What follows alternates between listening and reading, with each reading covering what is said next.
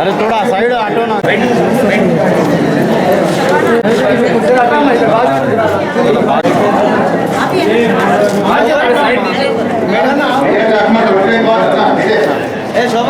Sir ఇక్కడ madam madam sir okay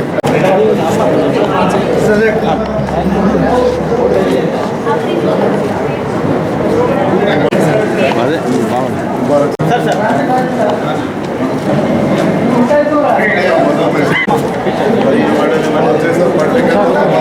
sir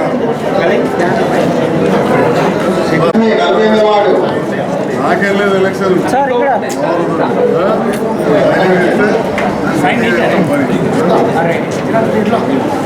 చాలా మంది మంచిగా ఒకరు ఇద్దరు కొద్దిగా ఇబ్బందులు ఉంటారు. మంచిగా వాళ్ళందరూ కూడా మంచిగా సంతోషం. దాంతోపాటుగా నిన్ననే ఉగాది పండుగ జరిగింది. నూతన సంవత్సర శుభాకాంక్షలు. మా ముస్లిం సోదరులు వచ్చిండ్రు.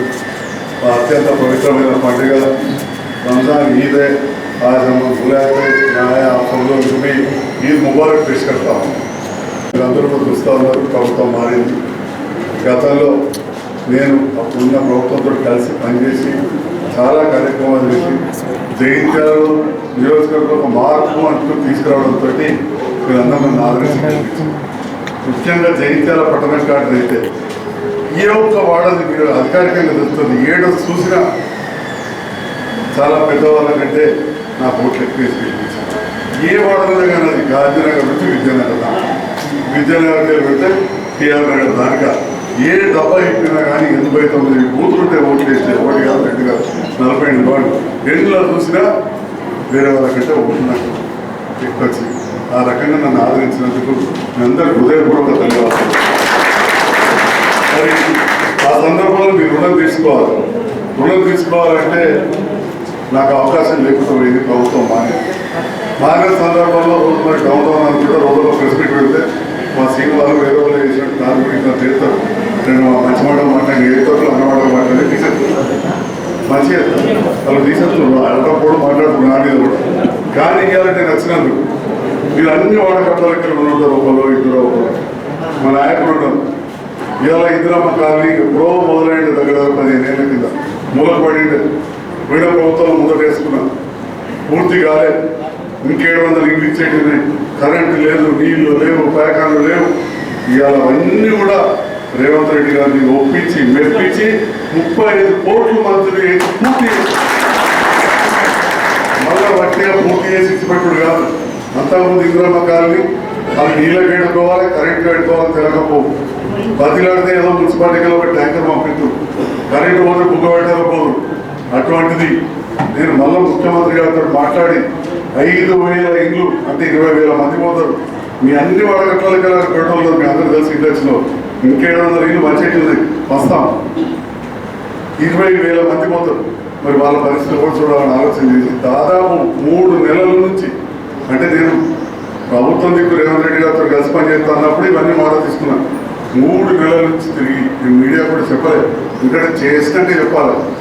ఇక్కడి నుంచి తహసీల్ ఆఫీస్ నుంచి రెవెన్యూ నుంచి 2 మండలాలలో సర్వే చేయాలి. మలయాళంది జైత్యాల చేయించి దాంతో పాటుగా కలెక్టర్ గారితో పంపించి అక్కడ మళ్ళా క్యాబినెట్ అంటే మంత్రుల సమావేశాలు పాటించి గవర్నర్ ఆమోదం చేయించి మొన్న 18వ తారీఖు నాడు అసెంబ్లీలో ఆ తర్వాత కౌన్సిల్లో పెద్దల సభలు చేయించడం. ఇప్పుడు అది గవర్నర్ పెడుతుందంటే ఇప్పుడు మొత్తం ఆ కాలనీ అంతా కూడా జయించాలి. అట్లా జయించాలని మురికివాడలు బాగున్నాయి. ఇది కూడా నేను ఎక్కువ మంది చెప్పలేదు. పోయిన ప్రభుత్వంలో పెద్ద నాయకులు వచ్చినప్పుడు మైకులో కూడా జయించాలని బోర్డు చక్కగా లేవు, అది ఒక్కటి చేయాలి అని చెప్పి పోయినా. అయిపోయింది, ప్రభుత్వం పోయింది. కొత్త ప్రభుత్వాన్ని ఇట్లా అది కూడా మాట్లాడి చాలా మందికి 2 రోజుల కింద కొందరికి తెలిసింది. మొత్తం జయించాల పట్టణం మోర్లు అండర్ గ్రౌండ్ చేయాలి, కనబడకుండా చేయాలి, కరీంనగర్ లెక్క అని చెప్పి ఆలోచన చేసి రాజకీయాలను పక్కన పెట్టి ఎంపీ గారు బీజేపీ కానీ మాకు ఇంతవరకు కలిసిన, ఢిల్లీ మంత్రిని 2 సార్లు కలిసిన. ఇప్పటికి ఒకసారి హైదరాబాద్ ఎంపీ గారితో కలిసిన, ఒకసారి కరీంనగర్లో బండి సంజయ్ గారు, అదేవిధంగా పొంగులేటి శ్రీనివాసరెడ్డి గారు, పొన్నం ప్రభాకర్ గారికి మన కరీంనగర్ అంతా కూడా నెలకింద కలిసి ఒక ప్రైవేట్ కన్సల్టెన్సీ, ఎందుకంటే మన నాయకులకు తెలియాలి, ఎస్టీ కన్సల్టెన్సీ అంటే రంగారెడ్డి గారు ఆ నేతృత్వంలో మన వరుణ్ రవి వాళ్ళు పనిచేసి ఒక డీటెయిల్డ్ ప్రాజెక్ట్ రిపోర్ట్ 304 కోట్లతో తయారు చేసి, నేను ఇందిరామ కాలనీ కూడా యాడ్ చేయాలని చెప్పినా అక్కడికి లేకుండే అది కూడా చేస్తే దాదాపు 350 కోట్లతోటి ప్రతిపాదన తయారు చేసుకొని రేపు 2వ తారీఖున ఢిల్లీ పోతున్నా, 4వ తారీఖు 11 గంటలకు గౌరవ ఎంపీ గారు అసలు పార్లమెంట్లో గౌరవ ఎంపీ అరవింద్ గారు పార్లమెంట్లో వెళ్ళి అక్కడ అధికారులు అపాయింట్మెంట్ తీసుకున్నారు రమ్మని చెప్పారు. మన నిజామాబాద్ ఎమ్మెల్యే కూడా చెప్పినట్ట గుప్తకు, ఆ ఎమ్మెల్యే సాబ్ ఇట్లా కింద అన్ని తీసుకుని వస్తున్నాడు, నువ్వు కూడా రా అని చెప్పినట్ట నిజామాబాద్ ఎమ్మెల్యే గారు కూడా నాకు విషయం. అంటే ఈ విధంగా మీరు ఇచ్చిన అవకాశాన్ని కొందరు ఎన్నో మాట్లాడచ్చు, వాడు మోసం చేసినట్టాడు, ఓడిపోయినట్టాడు, వాళ్ళందరూ అన్ని పార్టీలలో పుచ్చుకున్నారు. పోయిన 10 ఏళ్ళలో బహుజన్ సమాజ్ పార్టీ వాళ్ళు తీసుకున్నారు, తెలుగుదేశంలో తీసుకున్నారు, మంత్రి పదవులు ఇచ్చారు, కాంగ్రెస్ వాళ్ళు సర్తమనాలందరూ తీసుకున్నారు, ఇంకా చెప్పాలంటే కమ్యూనిస్ట్ వాళ్ళు కూడా తీసుకున్నారు, వైఎస్ఆర్ రాజశేఖర రెడ్డి పార్టీకి వెళ్ళి పొంగులేటి ఎంపీకి వెళ్తే ఆయన తీసుకున్నారు, మల్లారెడ్డి తెలుగుదేశంకి అయితే వాళ్ళు తీసుకున్నారు. ఈ అప్పుడు లేదంటే నేను చెప్పే తప్పడా మాట్లాడుతున్నారు, కానీ ఎప్పుడు పెద్ద జవాబు ఇవ్వలేదు, అది మీ అందరూ తెలుస్తూ ఉంటుంది. కాబట్టి ఈ రకంగా మీరు ఇచ్చిన అవకాశంతో మీకు వెళ్ళాలి అందుబాటులో ఉంటాం. అక్కడ గవర్నమెంట్ ఆఫీస్ ఉంది, ఇక్కడ ఇల్లు ఉంది, ఇవన్నీ కూడా ప్రజల కోసం వినియోగించుకుంటున్నాం. దేవుని దేవాలయం మొదటి నుంచి కూడా నాది రాజకీయ కుటుంబం, బాబు గురించి తెలుసు, గడియార పాత ఇల్లు, చదువుకున్న ఇక్కడే సర్కార్ బళ్ళు చదివించాడు. మా నాన్న చేసిన అత్యంత మంచి పని ఏంటంటే సర్కార్ బళ్ళు చదివించాడు. 700 చదివించే శక్తి ఉండే కానీ దాంతో అన్ని వర్గాలతో నాకు మంచి మిత్రులు ఉన్నారు. నాకు పెద్ద కుటుంబం అన్నాడు, ఎందుకంటే అన్నింటిలో సోపతులు, ఓదికు చదువుకున్నప్పుడు సోపతులు, ఓదికు సత్యంగా సోపతులు, ఓదికు డాక్టర్లు, మా బాబు పెద్ద వకీళ్ళు, 2 రకాల కుటుంబాలు ఉన్నదో ఒక బిడ్డ పెళ్ళైపోయి. సో ఇన్ని కుటుంబాలు నాకు అండలు ఉన్నాయి. మరి ఆ సందర్భంలో రాజకీయాలకు అతీతంగా పనిచేసుకుంటా మన ప్రాంతాన్ని అభివృద్ధి చేద్దాం. మొన్న కూడా అసెంబ్లీలో మన దవాఖాన విషయం కొంత ఆగిపోయింది, ఒకటేమో పూర్తయిపోయి కొద్దిగా గులాబీ రంగు కలర్ వేసినది, అది కేంద్ర ప్రభుత్వం రాష్ట్ర ప్రభుత్వం నిధులతో పెట్టాం. మెడికల్ కేర్ యూనిట్ అంటాం, కొంచెం నష్టపరం చేసినది, అది ప్రారంభించాలని కూడా అసెంబ్లీలో మాట్లాడినా ఇక కొంత తెలియక 20 ఎమ్మెల్యే అసెంబ్లీలో కనబడలేదు. వాళ్ళకి రోజు రోజునే కనబడతారేమో అనుకోకుండా ఇంకా చెప్పాలంటే మన అసెంబ్లీ నష్టంలో మా తండ్రి చనిపోయి పెద్ద వకీలుడు, మా నాన్న చనిపోయి 7వ దినం ఉండేది. 7వ దినం ఉంటే కూడా 2-3 రోజులు కూడా మొదటి 7వ దినం ఇక తెలుగులో మాట్లాడటం మనమేం చేస్తాం. మీడియా పడుతుంటే మా వాళ్ళు వేసేది నాకు తెలిసైతే అసలు పెద్ద మాట్లాడితే కానీ వాళ్ళంటే సోషల్ మీడియాలో పెట్టుకున్నాం. అదేవిధంగా మొక్కల విషయంలో పంట పండి దానికి ఖచ్చితంగా మనం మార్కెట్ సెంటర్ అవసరం వచ్చింది. ఓపెన్ చేసిన వ్యవసాయ శాఖ మంత్రి కూడా అసెంబ్లీ ఆల్రెడీ కలిసిన ఆ స్టేట్మెంట్ కూడా వచ్చింది. అయినా కొందరు అట్లా మాట్లాడుతున్నాం. ఎవరేం మాట్లాడినా నాకు ఉన్నొక్క అమ్మాయి పెళ్ళి అయిపోయింది, మీ పని ఇప్పుడు చూస్తున్నారు. దవాఖాన కొద్దిగా 2 గంటలు వేస్తాం, అంతే తప్ప కదా అన్న సగం మందికి గరీబ్ అంటే ఇస్తాం, ముందు ఎట్లాగే కాబట్టి ఈ రకంగా సేవ చేసే నాకు అవకాశం ఇచ్చింది. మా ఇంటికి ఇంతమంది నాయకులు ఇలాంటి ఉన్నారు, అందరికీ కూడా హృదయపూర్వక ధన్యవాదాలు తెలియజేస్తా ఉన్నా. మీ పేరు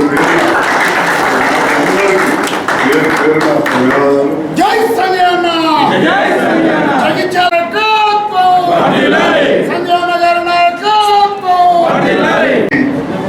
చనిపోయిన వారికి కూడా 5 లక్షల రూపాయల చెక్ వచ్చింది. అది ఇప్పుడు ప్రొసీడింగ్ కూడా ఇస్తాం. లబ్ధిదారులు కె శ్రీనివాస్, నాని, రంభ రజిత వారు రావాలి. ఇప్పుడు వారికి 50,000 క్యాష్ ఇస్తారు, 400 లక్షలకి తీసుకోవాలి కావాలి. మరి రేవంత్ రెడ్డి గారి ప్రభుత్వంలో పేదలకు ఇవాళ ఒక్క జగిత్యాల పట్టణంలో నాకు తెలిసి ఇక్కడ వచ్చిన వాళ్ళ 90% మంది ఇళ్ళకి ఇప్పుడు 90 మంది వచ్చారు, అందులో 80 మంది కరెంట్ ఫ్రీ వచ్చారు. 2 రోజులు కరెంట్ ఫ్రీ వస్తుందా కడుతుందా? ఫ్రీ అయిందా? మీకు ఇంటికి కరెంట్ ఫ్రీ అయిందా? ప్రతి ఇంటికి 18,000 కుటుంబాలకు ఒక జగిత్యాల అక్కడ మన టౌన్లో నేను చెప్పేది 18,000 కుటుంబాలకు. అట్లనే రేషన్ కార్డులు కూడా ఉన్న వాళ్ళందరికీ ఇయ్యాలని కలిసి సన్నబియ్యం పథకం రేపు గుడిగల కాలనీతో మనం ప్రారంభిస్తాం. రేపు జగిత్యాల పట్టణంలో అందరూ కూడా ఇక మున్పటి లెక్క తొట్టి బియ్యం తెచ్చుకొని ఇంటికి తెచ్చుకున్నారో బయటకు తీసుకోబోతున్నారు. ఇక్కడ మాట 10 పైసల మంది తింటారు, 90% మంది ఏమో చేసుకుంటారు. కానీ ఇవాళ అట్లా కాదు, 90% మంది తింటారు. ఇక మళ్ళా ఆ బాగా పైసలు తెల్ల రేషన్ కార్డు పట్టుకుని పిల్లలకు ఏది నచ్చదు వాళ్ళకు. ఇక వాళ్ళ మైకులు పక్కన కొందరేమో అనాలని అంటారు. ఎందుకంటే రాజకీయంగా ఎడ్డబెట్టమని బ్యాచ్ ఒకటి ఉంటుంది కదా, ఇక వాళ్ళ కొత్త వాళ్ళు తప్పితే మిగతా పేదవాళ్ళందరూ కూడా కడుపు నిండా తినే విధంగా సన్న బియ్యం ఇచ్చే పథకం నిన్న ఉగాది పర్వదిన ప్రారంభించారు. రేపటి నుంచి జగిత్యాల్లో నేను ప్రారంభిస్తున్నా అని చెప్పి ఈ సందర్భంగా ధన్యవాదాలు.